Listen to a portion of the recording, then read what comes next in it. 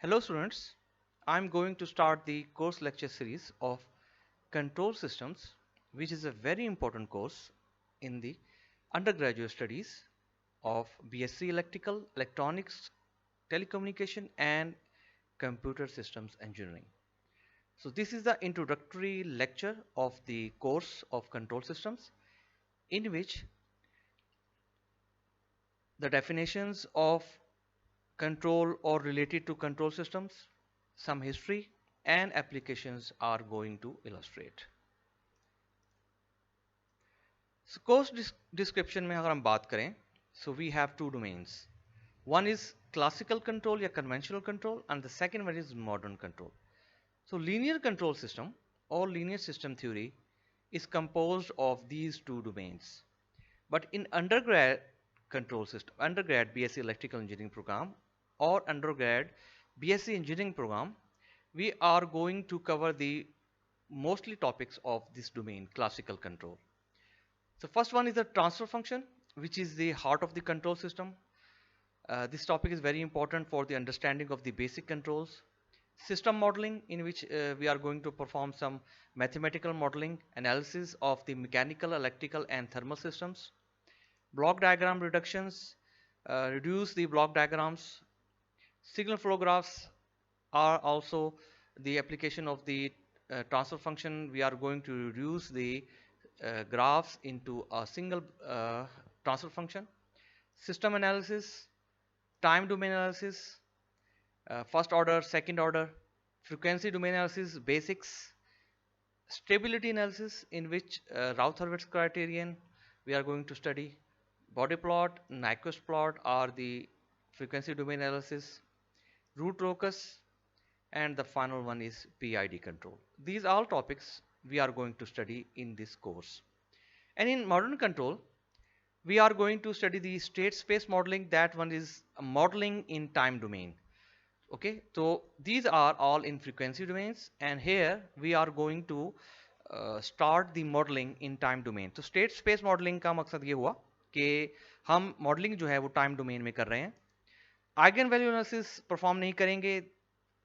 Observability, controllability, solution of state equations, state transition matrices, state space to transfer function and transfer function to state space. ये state space modelling के अंदर ही हम इसको use करेंगे. और state space design techniques जो कि state observers, state estimators, उनको भी हम इस कोर्स में कवर नहीं करेंगे.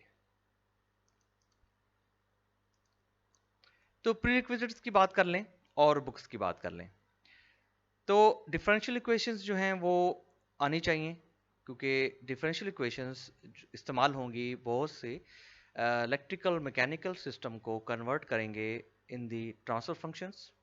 लैपलास ट्रांसफॉर्म इस्तेमाल होंगे और love to multiply and add things. Mathematics जो है वो कंट्रोल सिस्टम में इन्वॉल्वमेंट ज़्यादा है, तो इसलिए love to multiply and add things are important in this course. Books जो हैं वो डिफरेंट यूनिवर्सिटीज़ जो हैं वो डिफरेंट फॉलो करती हैं. मेरी इस कोर्स सीरीज़ में, लेक्चर सीरीज़ में, मैंने different materials from different books से लिया है. ठीक है.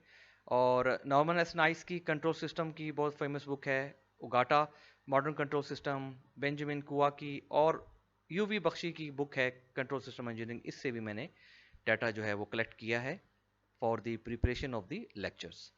मैटलैब सॉफ्टवेयर को इस्तेमाल किया जा सकता है for the verification of the solutions, जो कि नॉर्मली लैब में बच्चे परफॉर्म करते हैं मैटलैब सॉफ्टवेयर को, कि जो जो थ्योरी उनको पढ़ाई जाती है इन द क्लासरूम्स उसको परफॉर्म करते हैं लैब में, और लैब में जो है वो मैटलैब कोड जो है वो रन करवाया जाता है, और बेसिक्स कंट्रोल की जो टूल बॉक्स है उसको इस्तेमाल करते हुए बच्चों को जो है वो इतनी इंफॉर्मेशन दे दी जाती है कि वो कंट्रोल सिस्टम्स की कमांड को अच्छे तरीके से रन कर सकें और अपने रिजल्ट्स को वेरीफाई कर सकें. तो अब हम बात करते हैं what is a control system. ठीक है, तो हम पहली बात कर लेते हैं व्हाट इज अ कंट्रोल. तो कंट्रोल का मतलब क्या हुआ, क्योंकि जब पहले कंट्रोल समझ आएगा तो फिर हम कंट्रोल सिस्टम को भी समझ लेंगे. So control means a very simple words to regulate, to direct और कमांड. ठीक है, it's means it is control. कि रेगुलेट करें या डायरेक्ट करें या कमांड करें। Just like I am delivering the lecture to command, ठीक है, द स्टूडेंट्स। अगर मैं क्लासरूम में हूं तो मैं ये कहूंगा कि I am directing the students, ठीक है, टू डिलीवर द लेक्चर। और इसी तरीके से I am commanding the students to deliver the lecture. तो मतलब मैं कंट्रोल कर रहा हूं इन द क्लास। अब बात करते हैं कंट्रोल सिस्टम की। तो दिस इज सिंपल कंट्रोल, ठीक है, just like I am going to deliver a lecture और कंट्रोलिंग द स्टूडेंट्स और रेगुलेटिंग द स्टूडेंट्स, ठीक है। अब control system, a control system is an interconnection of components, कि डिफरेंट कंपोनेंट्स को, ठीक है, उनका इंटरकनेक्शन करें। इंटरकनेक्शन मतलब एक कंपोनेंट को दूसरे, दूसरे को तीसरे, और आपस में कनेक्शन इस तरीके से हो कि एक कॉन्फ़िगरेशन बन जाए सिस्टम की। और वो जो कॉन्फ़िगरेशन सिस्टम की जब बन जाएगी तो इसका मतलब ये होगा कि उस कॉन्फ़िगरेशन से we have to compute a desired system response. तो हमें क्या करना होगा कि डिजायर्ड सिस्टम रिस्पांस जो है वो चाहिए होगा, और उस डिजायर्ड सिस्टम रिस्पांस के लिए ऐसी सिस्टम कॉन्फ़िगरेशन बनाई जाए जो कि इंटरकनेक्शन ऑफ डिफरेंट कंपोनेंट्स हो। तो this is called a control system, कि we have to achieve a desired system response with some system configuration, ठीक है, और through some proper control equipments, जो कि कंट्रोल के लिए जरूरत होती है, उसके बारे में हम अभी पढ़ते जाएंगे। So this is what we call a basic control system, in which we have an input, control system or output. So this control system is the interconnection of the components, ठीक है, जो कि configuration बना रहे हैं system की, और we have to give some input to this system for the output to achieve। अगर आउटपुट लेनी है तो इनपुट देना पड़ेगी और सिस्टम जो है कॉन्फ़िगरेशन जो है वो सेट करनी पड़ेगी। सो अगर मैं बात करूं एक प्रैक्टिकल कंट्रोल सिस्टम एग्जांपल की, ठीक है, सो यहां पर तक बात हो रही थी, इस पॉइंट तक ये बात हो रही थी कि कंट्रोल जो है वो उसका मकसद क्या है कि डायरेक्ट करना, कमांड करना। देखिए अगर मैं इसी एग्जाम्पल को कंट्रोल की कन्वर्ट करता हूं टू कंट्रोल सिस्टम तो कैसे बनेगा। तो सिस्टम के लिए नंबर वन पे अगर टीचर कमांड कर रहा है किन चीजों से, ठीक है, इंटरकनेक्शन ऑफ कंपोनेंट्स क्या हैं, just like this white board, ठीक है, ठीक है, this projector, okay, student tables, chairs, laptops, ठीक है, all these system configurations या interconnection of these components ये क्या बनाने जा रहे हैं, these are going to make a control system। अब कंट्रोल सिस्टम तब बनेगा कि जब एक टीचर या कोई भी प्रोफेसर जो है वो तमाम कंपोनेंट्स को यूज करते हुए डिलीवरी करेगा लेक्चर की। तो कंट्रोल सिस्टम यहां पर इनपुट क्या हुई, इनपुट इज दिस वन, कि टीचर जो है वो कंट्रोल कर रहा है, डायरेक्ट कर रहा है, कमांड कर रहा है, ठीक है, दिस इज इनपुट। और कंट्रोल सिस्टम क्या है, कंट्रोल सिस्टम्स में यहां पर ये तमाम चीजें जो इंटरकनेक्शंस के लिए इस्तेमाल हो रही हैं, ठीक है, क्लासरूम्स के अंदर, just like aids for delivering the lectures, computer इसमें आ जाते हैं, लैपटॉप आ जाते हैं, तमाम चीजें। और आउटपुट क्या है, आउटपुट ये तमाम स्टूडेंट्स जो हैं इनको लेक्चर कितना समझ आ रहा है। तो अगर इनको लेक्चर मुकम्मल कंप्लीट समझ आ रहा है तो it's means the desired system response is going to achieve, ठीक। तो this is a basic a very very basic example of control system.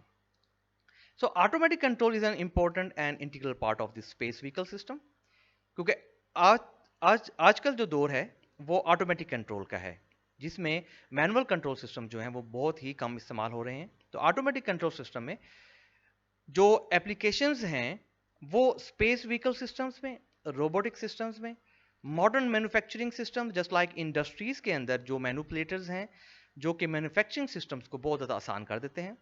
और इसके अलावा इंडस्ट्रियल ऑपरेशंस जो भी हो रहे हैं जिनमें controlling of the temperature, pressure, humidity, flow, etcetera etcetera, so many parameters, so these are called, ठीक है, the application of the control system और ऑटोमेटिक कंट्रोल सिस्टम। तो ये is a very important and integral part.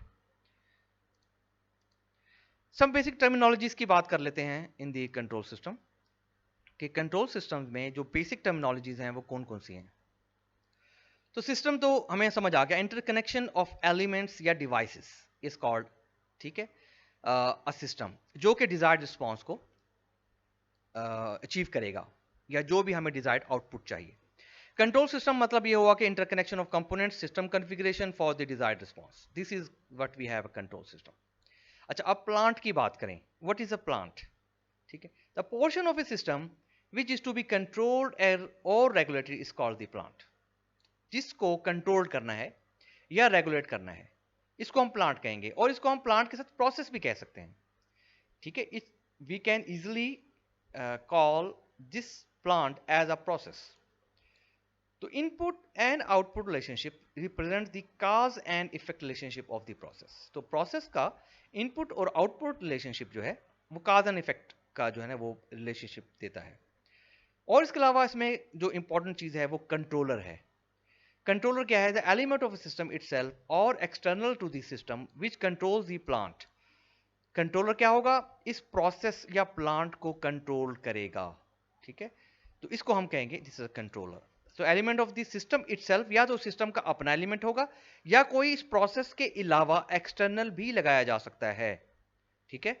तो which controls the plant या process is called controller. अब जो controlled variables हैं वो क्या होंगे? The controlled variable is the quantity और condition, this is a important point. Controlled variables क्या हैं? क्वांटिटी है या कंडीशन है that is measured and controlled, जिसको मेजर किया जाएगा या कंट्रोल किया जाएगा। So normally controlled variable is the output of the control system, क्योंकि हमें जो आउटपुट चाहिए होती है इसका मतलब है हम उसको मेजर करना चाह रहे हैं या कंट्रोल करना चाह रहे हैं। So normally control variables is the output of the control system। अच्छा, कुछ डेफिनेशंस और हैं, इनको देखते हैं।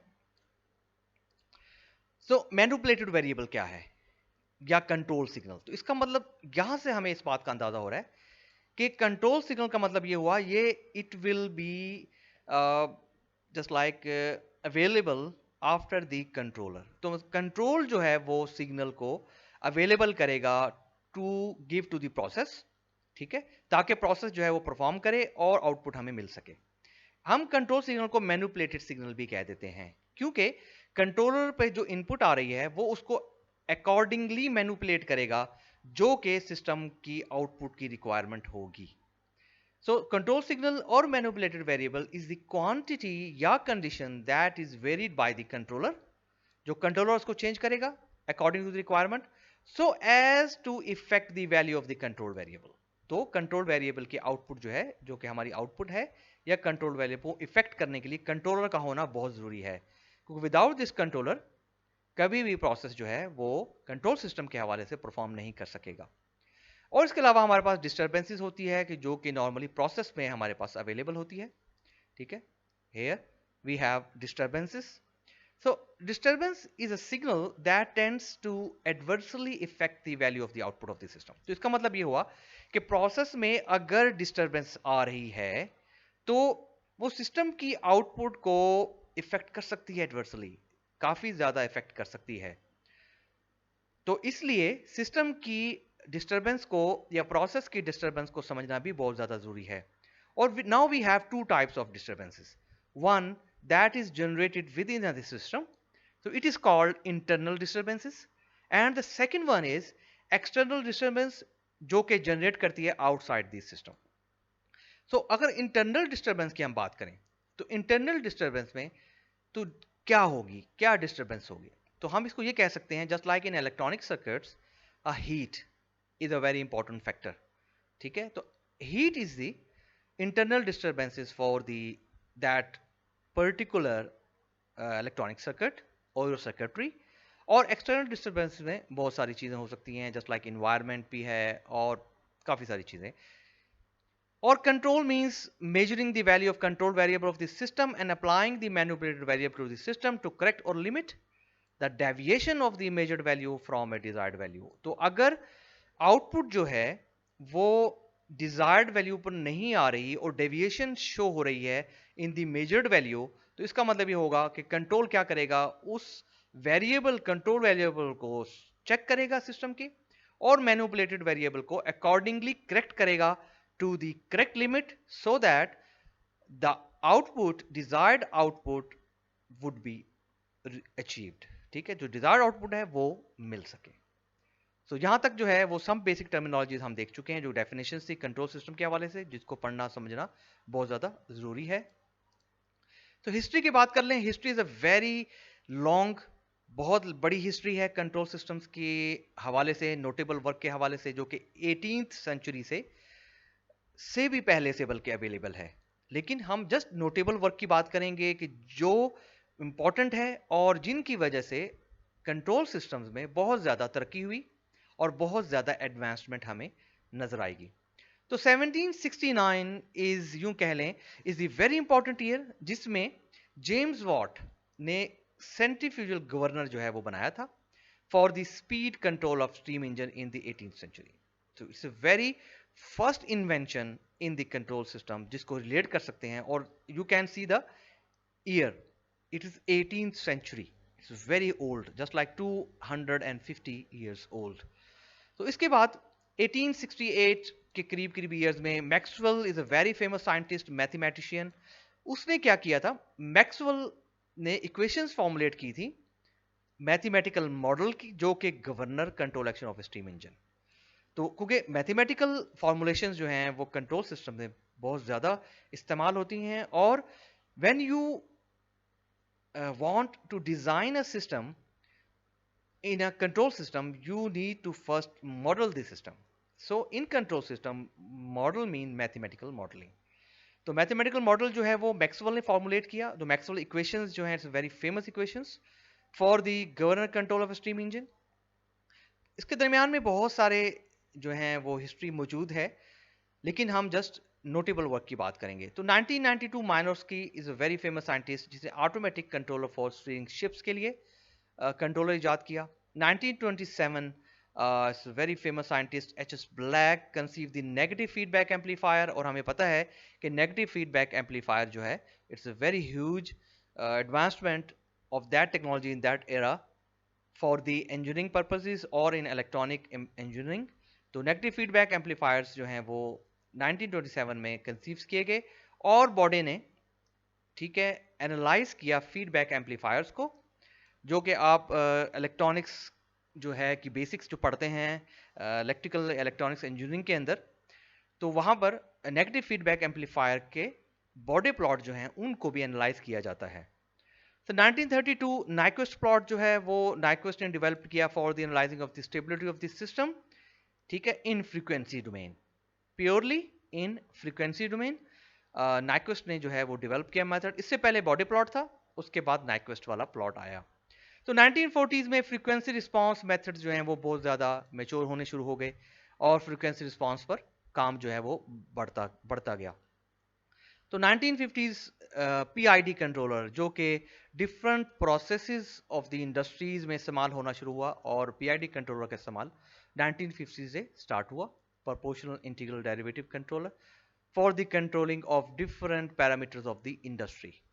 तो 1970s time domain analysis, state variables method and optimal control developments, जिसमें optimisations, linear programming, non linear programming और इस टाइप के जो कंट्रोल सिस्टम है वो डेवलप होना शुरू हो गए। और स्टेट वेरिएबल मेथड भी, जो कि state space in time domain method है, वो भी 1970 से स्टार्ट हो गया। 1994 में feedback control system widely used in automobile. तो गाड़ियों के अंदर 1994 में फीडबैक कंट्रोल सिस्टम जो है, जो कि कंट्रोल सिस्टम की जान है और is a very important part of the control system, तो वहां पर वाइडली यूज होना शुरू हुआ। इसका मतलब ये नहीं कि फीडबैक तो बहुत पहले से था, ठीक है, लेकिन उस कंसेप्ट को वाइडली इस्तेमाल करना शुरू किया इन द ऑटोमोबाइल इंडस्ट्री। और 1995 में GPS was operational, providing positioning and navigation. तो आज currently presently we have a GPS in our mobiles, and we have GPS just like in our pockets. अब ये इतना ज़्यादा कॉमन हो गया है कि हर कोई इसको यूज़ कर सकता है। तो these are the history of the control engineering. अब बात कर लेते हैं डायनेमिकल सिस्टम की, क्योंकि डायनेमिकल सिस्टम जो है वो क्या होता है। Any controls course is generally about dynamic, ठीक है, कोई भी कंट्रोल का जो कोर्स है उसका मतलब ये हुआ कि वो डायनेमिक पे डिपेंड करता है, ये डायनामिक होना चाहिए। और डायनामिकल सिस्टम्स डायनामिक क्यों होते हैं? Because they change its state with time. So when a system changes its state with respect to time means this system is a dynamic system. So physicists and engineers like to represent dynamic system with equations. तो जैसे मैंने आपको पहले बताया था कि modelling जो है वो सिस्टम्स की इन कंट्रोल सिस्टम्स बहुत इंपॉर्टेंट है। इसी तरीके से फिजिस्ट जो हैं और इंजीनियर्स जो हैं वो पसंद करते हैं कि डायनामिकल सिस्टम को इक्वेशंस में रिप्रेजेंट किया जाए। तो एग्जांपल्स ऑफ डायनामिकल सिस्टम बहुत सारी हैं। Pendulum motion of wall clock, speed of a car, flow of liquid through pipe, body temperature is dynamical system, burning of fuel in rocket. जो कि with respect to the time हम देखते हैं कि जैसे जैसे फ्यूल जो रॉकेट का वो बर्न होगा तो mass of the rocket will change. तो इट्स मीन्स कि with respect to the time rocket is going to change its state. Means this is a dynamic system. Now control engineering electrical engineering के अलावा भी किन किन fields में available है, तो इसको भी देखना है क्योंकि ये it's a very dynamic field और it's available nearly in all the engineering fields. तो इसके अलावा ये कहाँ कहाँ पर अवेलेबल है, इनके हम एग्जांपल्स देख लेते हैं। तो इलेक्ट्रिकल के हवाले सबसे पहले देखें तो we know that just like switching power regulators, अगर हम इलेक्ट्रॉनिक सिस्टम्स की बात करें, और depend on control feedback. Communication engineers कहाँ कहाँ इसको इस्तेमाल करते हैं, कंट्रोल इंजीनियरिंग को कम्युनिकेशन इंजीनियर कहाँ कहाँ इस्तेमाल करते हैं? ये इस्तेमाल करते हैं to strengthen the signals via feedback and controls. ठीक है। मैकेनिकल इंजीनियर्स कहाँ इस्तेमाल करते हैं? To minimize the vibrations and regulate damping. क्योंकि जब सिस्टम्स को आइसोलेट किया जाता है for the design of the control system, तो जहां पर वाइब्रेशन मौजूद होती है उन वाइब्रेशन वाले एरियाज को आइसोलेट कर दिया जाता है। ठीक है, ताकि वो वाइब्रेशन जो है वो नुकसान ना पहुंचा सकें सिस्टम को। तो इसलिए डिजाइन आइसोलेशन कंट्रोल सिस्टम में जो डिजाइन आइसोलेशन होती है उनमें कंट्रोल सिस्टम इस्तेमाल होती है for the minimization of the vibration and regulate damping. Civil engineer जो हैं वो डैम्पिंग सिस्टम बनाते हैं टू बैटल अर्थक्वेक। ठीक है, बिल्डिंग्स में इस तरह का डैम्पिंग सिस्टम मौजूद हो जो कि अर्थक्वेक को बर्दाश्त कर सके, बियर कर सके। जापान में ये बहुत ज़्यादा काम जो है वो हो रहा है क्योंकि वहाँ पर काफ़ी ज़्यादा अर्थक्वेक्स आते हैं। तो उनको जो बिल्डिंग्स हैं उनको अर्थक्वेक प्रूफ बनाने के लिए डैम्पिंग सिस्टम डिज़ाइन किए जाते हैं और इस्तेमाल किए जा रहे हैं। इंडस्ट्रियल इंजीनियर जो कि PID controllers for robotic arm in factory, जो कि बहुत ज़्यादा इस्तेमाल हो रहा है, और ऑटोमेशन में कंट्रोल्स का बहुत ज़्यादा इस्तेमाल है इंडस्ट्रियल ऑटोमेशन में। Aerospace engineer is air traffic control, air traffic speed control, disturbances, wind rejections. So aerospace engineering में भी कंट्रोल इंजीनियरिंग का बहुत ज़्यादा इंपॉर्टेंट किरदार है। तो यहाँ तक तो हमारा लेक्चर 1.1 है और मुझे उम्मीद है कि आप लोगों को इस लेक्चर की अच्छे तरीके से समझ आ गई होगी। So thank you.